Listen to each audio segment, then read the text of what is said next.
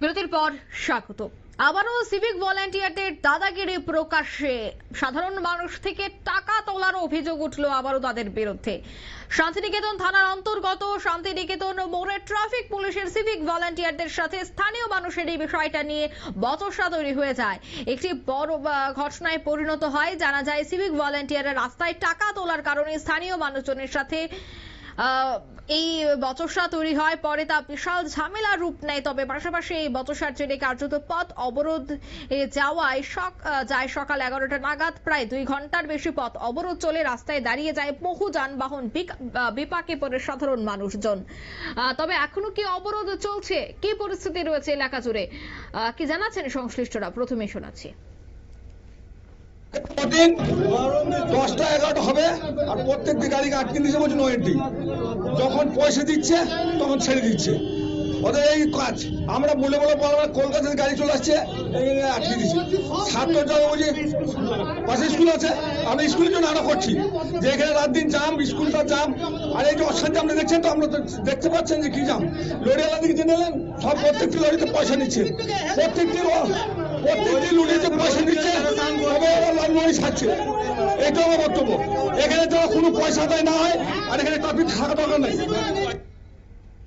আপনারা শুনলেন নেতাদের বক্তব্য। আমি আরো বিস্তারিত জানবো। টেলিফোন লাইনে এই মুহূর্তে যুক্ত হয়ে গেছে প্রতিনিধি সবিক। ঠিক কি জানতে পারছো? দেখো, শান্তিনিকেতন থানার অন্তর্গত শ্রীনিকেতন মোড়ের এই ঘটনা। ট্রাফিক পুলিশের সিভিক ভলেন্টিয়ার যারা রয়েছেন, সেই সিভিক ভলেন্টিয়ারদের সাথে স্থানীয় মানুষদের প্রথমে বচসা, তারপরে কিন্তু এই ঘটনায় পরিণত হয়েছে। জানা যাচ্ছে যে সিভিক ভলেন্টিয়াররা রাস্তায় টাকা তোলার কারণে স্থানীয় মানুষদের সাথে উত্তপ্ত বাক্য বিনিময় হয় এবং পরে তা বিশাল ঝামেলায় রূপ নেয়। তবে পাশাপাশি এই বচসার জেরে কার্যত পথ অবরোধে সামিল হয় কিন্তু সেই সাধারণ মানুষ। সকাল 11টা নাগাদ কিন্তু সেই পথ অবরোধ শুরু হয়, যা কিন্তু পথ অবরোধের জেরে কিন্তু নাকাল হতে হয় কিন্তু সাধারণ মানুষকে, পথচলতি মানুষকে। প্রায় 2 ঘন্টারও বেশি সময় ধরে অবরোধ চলতে থাকে রাস্তায়। যেটা জানা যাচ্ছে যে সেখানকার যে ট্রাফিক পুলিশ রয়েছে, সেই ট্রাফিক পুলিশের যে আধিকারিকরা রয়েছে, সেই আধিকারিকরা কিন্তু সিভিক ভলেন্টিয়ারদের দ্বারা রাস্তায় কিন্তু বিভিন্ন রকম ট্রাক লরি থেকে কিন্তু দাঁড় করিয়ে টাকা তোলার যে তোলাবাজির যে একটা অভিযোগ, সেই অভিযোগ করেছেন কিন্তু চালক সহ সেখানকার যে সাধারণ মানুষ, শ্রীনিকেতন মোড়ের সাধারণ মানুষ কিন্তু এই অভিযোগ করেছেন। এই অভিযোগের ভিত্তিতেই কিন্তু এদিন রাস্তা অবরোধ করে তারা বিক্ষোভ প্রদর্শন করেন। অবরোধের মূল কারণ হলো যে সমস্ত যানবাহন শ্রীনিকেতন মোড়ের উপর রাস্তা দিয়ে চলাচল করে, সেই সময় কিন্তু সিভিক ভলেন্টিয়াররা গাড়িগুলিকে দাঁড় করিয়ে টাকা তোলে, এমনটাই অভিযোগ করলেন সাধারণ মানুষেরা। তাই তারা পথ অবরোধ করে সেখানে। পরবর্তীকালে বোলপুর মহকুমা পুলিশ আধিকারিক রিকি আগরওয়াল ও এর তত্ত্বাবধানে কিন্তু এই অবরোধ উঠে যায়। তিনি সেই মহকুমা পুলিশ আধিকারিক আশ্বাস দেন যে এই ধরনের ঘটনা পরবর্তীকালে আর কোনোভাবেই হবে না, এমনটাই কিন্তু সাধারণ মানুষকে আশ্বাস দিলে পরবর্তীতে সাধারণ মানুষ সেই অবরোধ।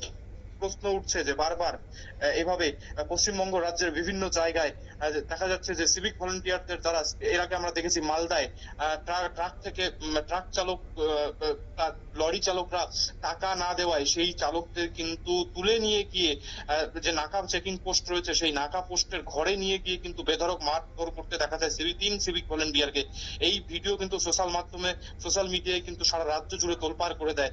পরবর্তীতে দেখা যায় সেই সিভিক ভলেন্টিয়ারদের কিন্তু শোকজও করা হয়। এরকম ঘটনা কিন্তু বরাবর ঘটে আসছে পশ্চিমবঙ্গে। অঙ্কিতা, ধন্যবাদ।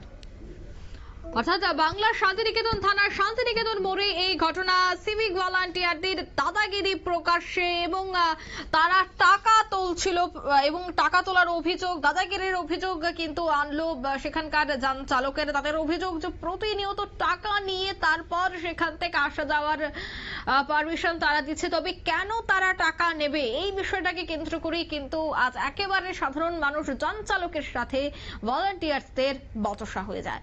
নিয়ে নিচ্ছে ছোট্ট একটি বিজ্ঞাপন বিরতি, সঙ্গে থাকুন।